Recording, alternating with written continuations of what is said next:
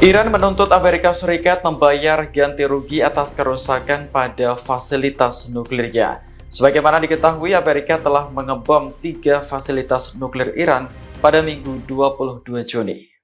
Media Iran Tasnim mengutip pernyataan Wakil Menteri Luar Negeri Syahid Khatibzadeh. Ia mengatakan Amerika harus memberi kompensasi kepada Iran atas kerusakan pada fasilitas nuklir.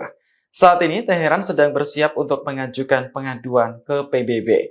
Sebelumnya, citra satelit yang dianalisis New York Times memperlihatkan kerusakan pada 3 situs nuklir Iran, yakni Fordow, Natanz, dan Isfahan. Presiden Amerika Serikat Donald Trump sangat yakin bahwa kerusakan itu juga berdampak hingga ke bawah tanah. Hal ini karena Pentagon menggunakan bom penghancur bunker yang dijatuhkan dari pesawat siluman B-2. Namun pejabat Iran mengklaim bahwa stok uranium yang diperkaya masih utuh karena telah dipindahkan. Perbedaan klaim ini membuat publik bertanya-tanya soal kondisi sebenarnya situs nuklir Iran.